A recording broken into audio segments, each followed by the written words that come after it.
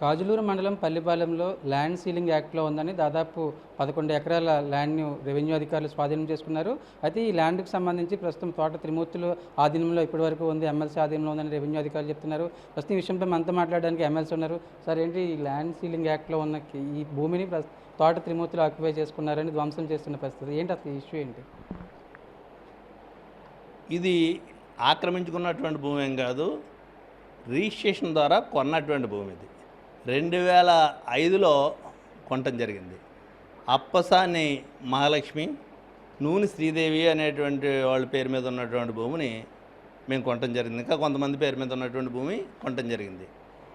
ఇది ఈ సర్వే నెంబర్లు గల భూమి కాజులూరు గ్రామానికి సంబంధించినటువంటి వ్యాసి వెంకట సుబ్బారెడ్డి అని చెప్పేసి ఆయన 76లో ల్యాండ్ సీలింగ్లో అతను డిక్లరేషన్ తీసుకుని సర్ప్లస్ ల్యాండ్ కాదు, ఎక్సెస్ లేదు అనేటువంటిది ఆర్డర్లు కూడా ఉన్నాయి.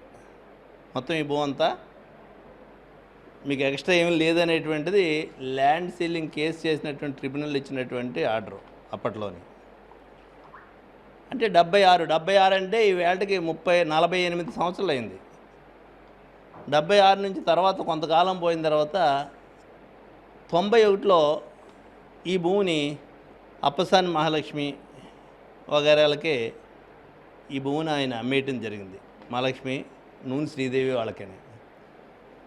వాళ్ళు 91లో కొనుక్కున్నారు. 91 నుంచి 2005 వరకు వాళ్ళ పొజిషన్లోనే ఉంది. అంటే 76 నుంచి ల్యాండ్ ఓనర్ ఎవరైతే ఉన్నారో ఈ వ్యాసి వెంకట సుబ్బారెడ్డి కుటుంబం సభ్యులకే 91 వరకు ఉంది. 91లో ఈ భూమి మళ్ళీ అప్సాన్ మహాలక్ష్మి వాళ్ళకు ఉన్నారు.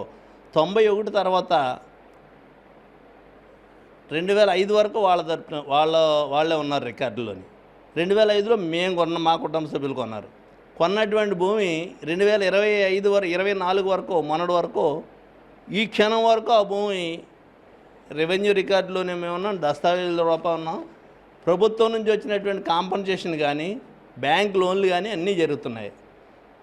రెవెన్యూ డిపార్ట్మెంట్కి ఇప్పుడు ఈ విషయం ఎందుకు గుర్తొచ్చింది, ఎందుకు రావాల్సి వచ్చింది?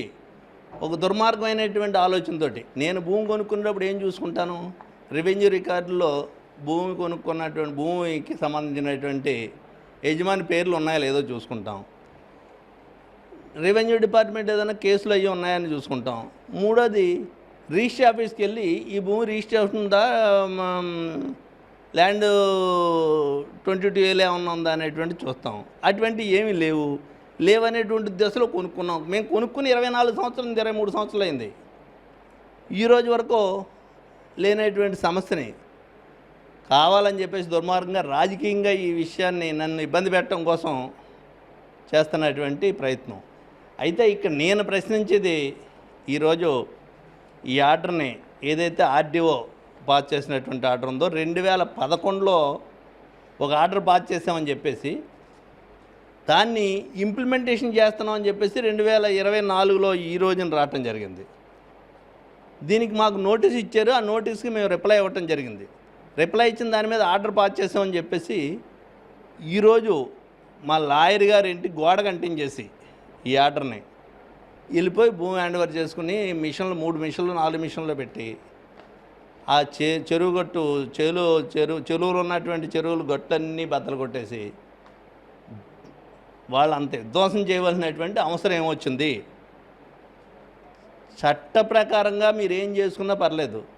ఇది ఒక రౌడీలాగా ప్రవర్తించటం, 200 మందిని సుమారుని పోలీసుల్ని తీసుకెళ్ళటం, అది తెల్లవారుజామున 4-5 గంటల ప్రాంతంలో వెళ్ళటం, ఇవన్నీ ఏంటి దుర్మార్గమైనటువంటి ఆలోచన? దీంట్లో 11 ఎకరాల సుమారు భూమికి నోటీస్ బోర్డు పెట్టారు. అక్కడ ఇదిగో బోర్డు అంటించారు. ఈ బోర్డు పెట్టినప్పుడు 11 ఎకరాలు సుమారు తీసుకుంటే 35 ఎకరాల భూమిలోని ఏ సర్వే నెంబర్లో ఎంత భూమి తీసుకుంటాం, ఎలా తీసుకుంటాం అనేటువంటి చెప్పాల్సిన అవసరం ఉంది. మాకు నోటీస్ ఇవ్వాలి, మమ్మల్ని పిలవాలి, ప్రతి తీసుకునే సర్వే నెంబర్ ప్రతిదీ కూడా సబ్ డివిజన్ చేయాలి. వాళ్ళు తీసుకుని దేంట్లో తీసుకున్నారు అనేటువంటిది సబ్ డివిజన్ చేయాలి. ఇది హైకోర్టు పరిధిలో ఉంది, ఇక్కడ ట్రిబ్యునల్ కోర్టు పరిధిలో ఉంది.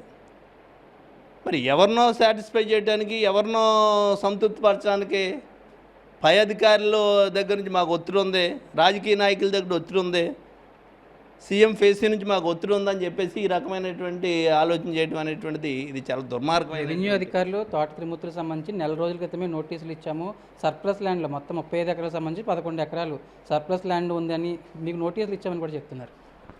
ఇచ్చారని నేనే చూపెడుతున్నాను. ఇచ్చిన దాని మీద ఆర్డర్ పాస్ చేశారు. ఎప్పుడు ఈరోజు ఆర్డర్ పాస్ చేసినట్టు ఇచ్చి ఈరోజు మా లాయర్ గారు ఇంటి గుమ్మానికి అంటించారు ఈ నోటీసు. ఇంటి గుమ్మానికి అంటించి తెల్లవారుజాను వెళ్ళిపోయి భూమి పొజిషన్ తీసుకోవాల్సినటువంటి అవసరం ఏమి ఏర్పడింది? ఇదేమన్నా దొంగతనం చేసినటువంటి ఆస్తులా, లేకపోతే ప్రైవేట్ వ్యవహారం? ఇది ఒక కలెక్టర్గా కానీ ఆర్డీఓగా కానీ అధికారులు చేసేటువంటి విధానం ఇదేనా? ఇది ప్రజాస్వామ్యమా? అంటే ఈ రాజ్యాంగం అనేటువంటిది డాక్టర్ బిఆర్ అంబేద్కర్ రాసినటువంటి రాజ్యాంగమా, రెడ్ బుక్ రాసి రాజ్యాంగమా? ఇది ఏమిటిది అసలని విధానం?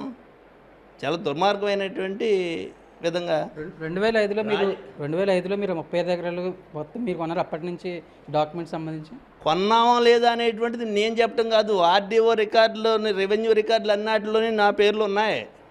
నా అంటే నా కొనుక్కున్నటువంటి వాళ్ళ పేర్లు ఉన్నాయి, దస్తావేజులు ఉన్నాయి, పన్నులు కడుతున్నాం.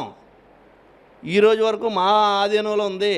చెరువులు తవ్వుతుంటే పర్మిషన్ ఇచ్చారు, చెరువులు ఉన్నాయి, దాంట్లోని కరెంట్ వచ్చింది. ఇన్ని జరుగుతుంటే ఓకే, ఎక్సెస్ ఉందో తీసుకుంటాం. ఏ సర్వే నెంబర్లో తీసుకోవాలి, ఎలా తీసుకోవాలి, దానికి ఒక చట్టం లేకపోతే ఒక యాక్ట్ అనేటువంటిది ఉంది కదా.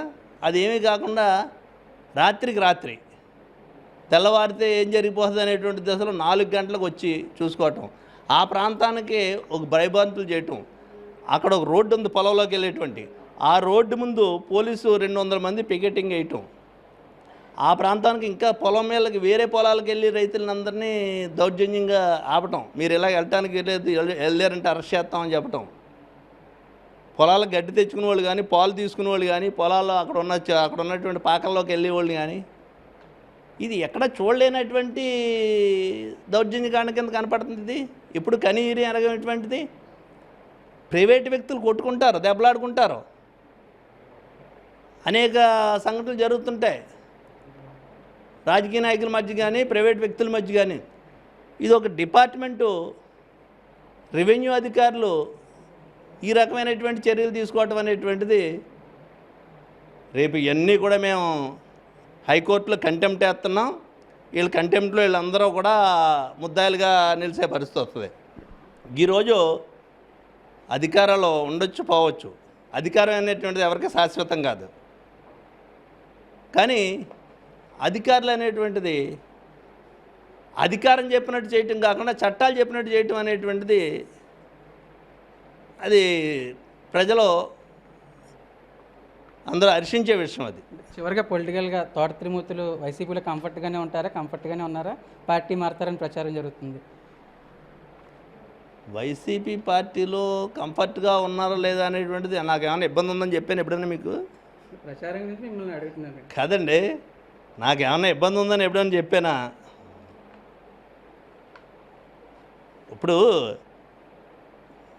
ఈరోజు జరుగుతున్నటువంటి పరిణామాలు చూస్తున్నారు కదా మీరు.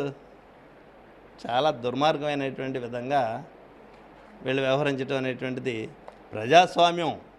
ప్రజలు ఎప్పుడు ఒకే పార్టీని అధికారంలో ఉంచరు. ప్రజలకు మేలు జరుగుతుంది అనుకుంటే ఆ పార్టీని అధికారంలో తీసుకొస్తారు.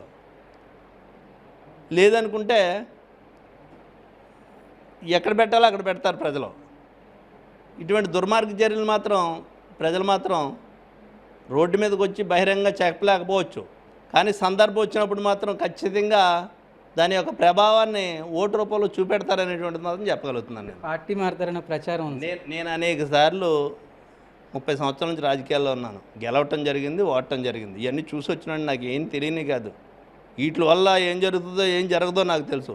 కానీ ఇటువంటి దుర్మార్గమైనటువంటి చర్యలు మాత్రం అధికార పార్టీ వాళ్ళు చెప్పారని చెప్పేసి చేయటం అనేటువంటిది ఎంతవరకు సమంజసం అనేటువంటి మాత్రం ప్రజలందరూ గమనించాలని చెప్పేసి కోరుతున్నాను నేను. ఇది మొత్తానికి అయితే ఎమ్మెల్సీ తోట త్రిమూర్తులు చెప్తున్నారు 2005లో ఆ ల్యాండ్ తాను కొన్నాను, రెవెన్యూ అధికారులు రికార్డులో ఉంటుంది, వాళ్ళ దగ్గర పూర్తి స్థాయిలో డాక్యుమెంట్స్ ఉంటాయి, నేను చెప్పడం కాదు వాళ్ళ దగ్గరే డాక్యుమెంట్స్ ఉంటాయని చెప్తూనే దీనికి సంబంధించి అర్ధరాత్రి వేళ ఎందుకు తన ల్యాండ్లోకి రావాల్సి వచ్చిందని కూడా ప్రశ్నిస్తున్నారు. దీనిపై కోర్టులోనే పోరాడతాను. 2005 నుంచి ఇప్పటి వరకు కూడా ల్యాండ్ తన ఆధీనంలోనూ అదేవిధంగా తన కుటుంబ సభ్యుల ఆధీనంలోనూ ఉందని తోట త్రిమూర్తులు క్లారిటీ ఇస్తున్నారు. మరోవైపు పొలిటికల్గా కూడా తాను వైసీపీలో కంఫర్ట్గా లేనని మీకు ఎవరైనా చెప్పారని కూడా ప్రశ్నిస్తున్న పరిస్థితి. ప్రకాష్తో సాయి సుధీర్, ఎన్టీవీ, కాకినాడ నుంచి.